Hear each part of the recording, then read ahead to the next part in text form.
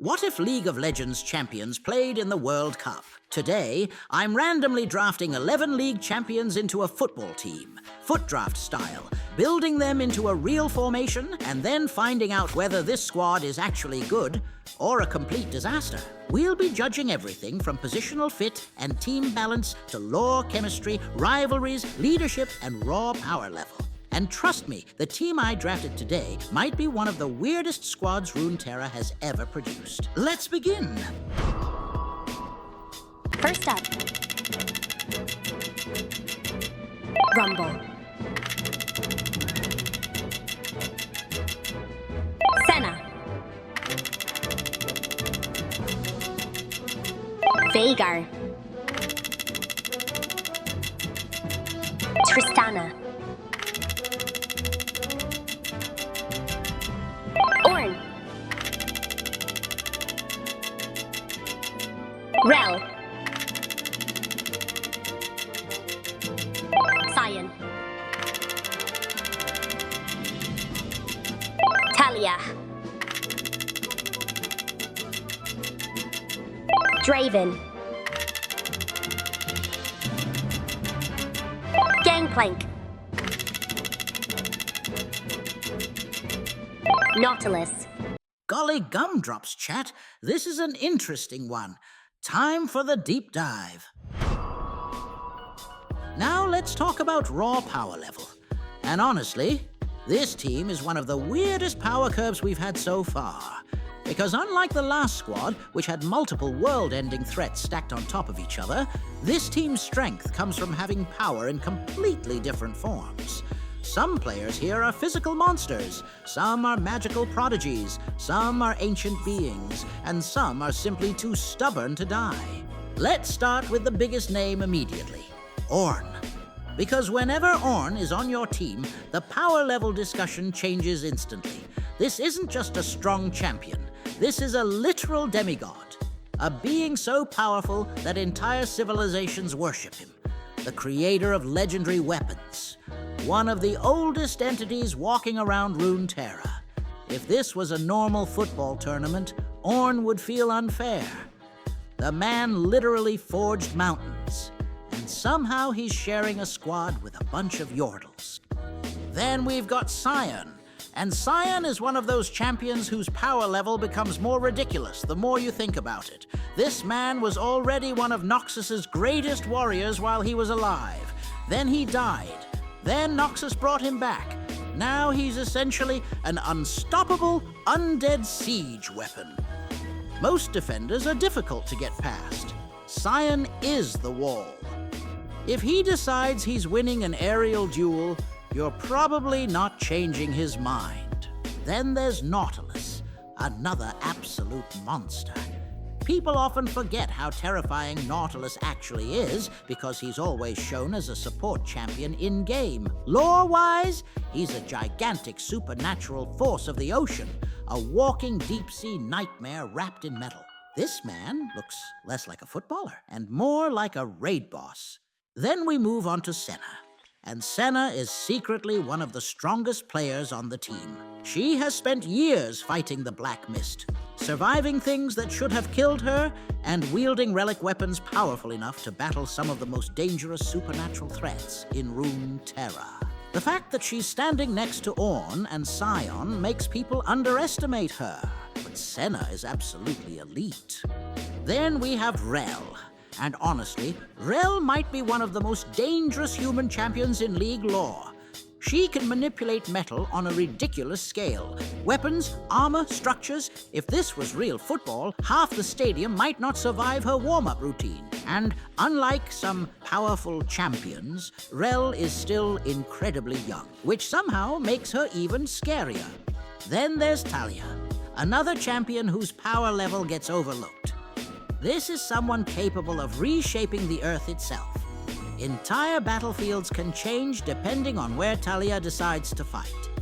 She's not flashy like Ornn or Sion, but make no mistake, she's incredibly powerful. Then we get to the Yordle section of the squad. And this is where things become deceptively dangerous. because Tristana, Rumble, and Veigar all look harmless compared to the giants around them. they are not. Tristana carries enough firepower to turn a defensive line into a historical event. Rumble built a giant mech because apparently being a yordle wasn't enough. And Veigar is genuinely terrifying. The funny thing about Veigar is that everyone treats him like comic relief. Lore-wise, he's actually one of the most powerful magic users on the entire team. The man's magical potential is absurd. He's just too busy trying to convince everyone he's evil. And finally, we have Draven and Gangplank. Now compared to demigods, undead juggernauts, and world-class mages, these two might seem weaker. But that's only because they're being compared to monsters. Draven is still one of Noxus's most dangerous combatants. And Gangplank became one of Bilgewater's most feared men through sheer ruthlessness, intelligence, and survival instinct. Neither of them got where they are by being weak. Overall, this team has everything. Demigods, undead war machines, ancient magic, elemental power, darkness-fighting relic weapons, living tanks, and a yordle who may accidentally vaporize someone trying to prove he's evil. Raw power level rating? This is another high score. I'm giving this squad a 7.5 out of 10. The absolute peak isn't quite as ridiculous as some teams that feature multiple celestial beings or reality-ending entities. But from top to bottom, this might be one of the deepest squads we've seen so far. There are very few weak links here. And if this team ever decided to use their powers properly instead of playing football, the World Cup would become the least important thing happening that day. Compared to last episode's complete disaster class, this team actually has some surprisingly strong regional chemistry. Not perfect chemistry by any means, but for the first time in this series, it genuinely feels like certain groups of players would naturally gravitate towards each other. Let's start with the biggest chemistry hub on the team, Noxus. We've got Draven, Rell, and Sion repping the mandem from those ends. Now that's a fascinating trio because they all represent completely different sides of Noxian culture. Draven is the celebrity, Sion is the weapon, and Rell is the rebellion. Draven would absolutely love being the center of attention at the World Cup. Sion probably doesn't even know what the World Cup is, and Rell actively hates a lot of the Noxian system that created her. So while they share a region, this isn't exactly friendship chemistry. It's more like awkward co-worker chemistry, like that one time Nicki Minaj and Cardi B were on the same track at the same time they were beefing. Good times, good stuff. Anyway, moving on, we've got another strong regional connection with Taliyah and Ornn. Not because they're from the same region, but because both are deeply tied to some of the oldest parts of Runeterra. Taliyah is one of Shurima's most important young mages, while Ornn is literally an ancient Freljordian demigod. They don't have direct lore connections, but both understand the responsibilities that come with protecting people rather than ruling them. Ironically, they might get along better than half the actual teammates from the same regions. Then we arrive at the yordle corner of the locker room. Rumble, Tristana, and Veigar. Damn! Immediately, the chemistry gets weird because Tristana is basically one of Bandle City's greatest heroes. Rumble is an eccentric inventor who spends most of his time building dangerous machines. And Veigar is a self-proclaimed evil overlord who desperately wants everyone to fear him. The funniest part is that Veigar probably thinks he's the most terrifying player on the squad while standing next to Sion, Nautilus, and Ornn. The yordle chemistry is definitely there. It's just incredibly dysfunctional, just like my family. Then we move over to Bilgewater, and this is where things get spicy with Gangplank and Nautilus. Now, technically, both are tied to Bilgewater's history, but if there's one thing Gangplank does not want to see walking into training, it's Nautilus. Nautilus basically exists as a terrifying reminder of greed, betrayal, and unpaid debts, which coincidentally describes most of Gangplank's career.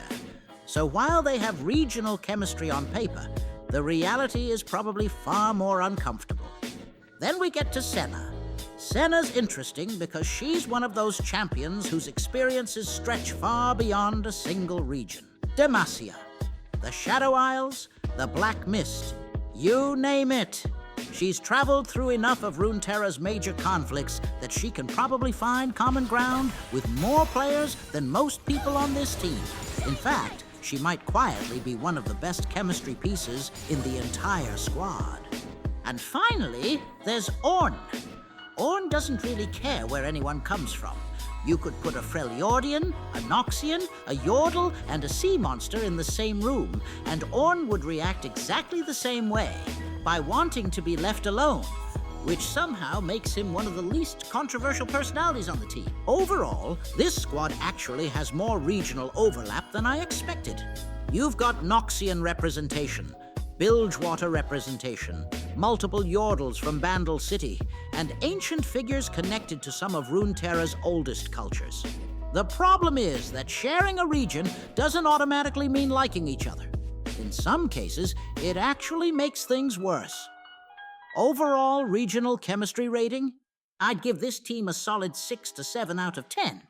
There are genuine connections here. There are shared backgrounds. There are players who understand each other's worlds. But there are also enough grudges, conflicting personalities, and walking disasters to stop this team from becoming a truly unified squad. For once, this isn't a team of complete strangers.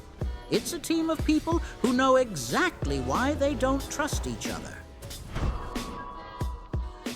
Finally, it's time for arguably the most important chemistry category of all, trust between players. And honestly, this team is fascinating because it's not nearly as bad as the squad from last episode.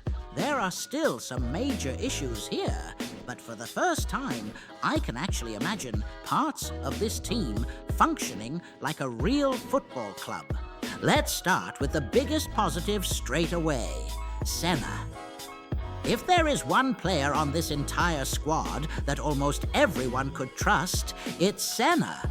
She's spent her life protecting people, fighting impossible odds, and putting herself in danger for others. Whether you're a Noxian soldier, a wandering mage, or a Yordle inventor, Senna is probably one of the few players here who genuinely has everyone's respect. She's basically the emotional glue holding this team together.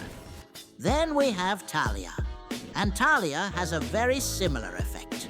One of the defining traits of her character is that she's incredibly kind-hearted by Runeterra standards. She's traveled across the world helping people, avoiding conflict whenever possible, and generally trying to do the right thing. Which means if you're building trust on this squad, Taliyah is one of your safest bets. In fact, if Senna and Taliyah are in the same dressing room, morale probably increases automatically. Next up is Ornn. Now, this guy isn't exactly friendly. He doesn't enjoy socializing. He doesn't enjoy leadership. He doesn't enjoy people in general. Bro's a vibe, to be honest. But you know what Ornn does have? Integrity. If Ornn says he'll do something, he'll do it. You might not enjoy the conversation. You might get insulted during the conversation. But you'll trust him afterwards. And honestly, that's worth a lot on this team. At the Noxian section, we have Draven, Rell, and Sion. And this is where things get complicated. Draven trusts Draven. That's about it. This man loves attention, loves fame, and loves being the center of every room he enters. Now, to be fair, he'd absolutely back his teammates if winning also made him look good. But if things start going badly, Draven is probably the first person looking for someone else to blame. Then there's Rell. Rell's trust issues are completely understandable. She was literally betrayed and exploited by the people who were supposed to protect her. Because of that, she doesn't naturally trust authority figures, organizations, or powerful individuals, which means she'd probably spend half the tournament questioning everyone's motives. Not because she's a bad teammate, because experience has taught her to be cautious. And honestly, she's probably right. Because next, we have Sion. The funny thing about Sion is that trust almost doesn't apply. He's not plotting. He's not manipulating. He's not secretly working against anyone. He's basically a living battering ram. The problem isn't whether Sion will betray the team. The problem is whether Sion remembers the game plan at all. Then we move to the biggest concerns on the squad, starting with Gangplank. Now, Gangplank is many things. A survivor, a strategist, a leader. Trustworthy? Not exactly. This is a man who spent years ruling Bilgewater through fear and power. You don't become Gangplank by putting other people's interests ahead of your own. If Gangplank sees an opportunity that benefits Gangplank, there's a decent chance he's taking it. Then there's Veigar. And Veigar's actually hilarious in this category, because Veigar desperately wants everyone to think he's evil. I can't believe how many times I have to say it. The reality is that half the time he's accidentally helping people. So while everyone might initially distrust him, he's weirdly less dangerous than his reputation suggests. The opposite is true for Rumble. Because Rumble isn't malicious at all. He's just incredibly likely to accidentally cause a disaster. You trust his intentions. You do not trust his inventions. Those are two very different things. I do not fall short in these aspects, however, which is why Tristana picked me over that chump. Anyway, finally we have Nautilus. Nautilus isn't really someone you trust. He's someone you avoid owing money to. The good news is that he's not actively scheming against teammates. The bad news is that if he thinks you've wronged him, you're probably ending up at the bottom of the ocean. Overall, this squad actually has a surprisingly decent foundation. Senna, Taliyah, Ornn. Those three alone provide more trust than most teams could ask for. The problem is that they're sharing a locker room with Gangplank, Draven, Rell's trust issues, Veigar's fake villain arc, and whatever dangerous project Rumble is currently building. Trust between players rating? I'm giving this team a 6.5 out of 10. There are definitely cracks. There are definitely personalities that clash. But unlike some squads we've seen, this team actually has enough genuinely good people to keep everything from falling apart. And in Runeterra, that's honestly pretty impressive.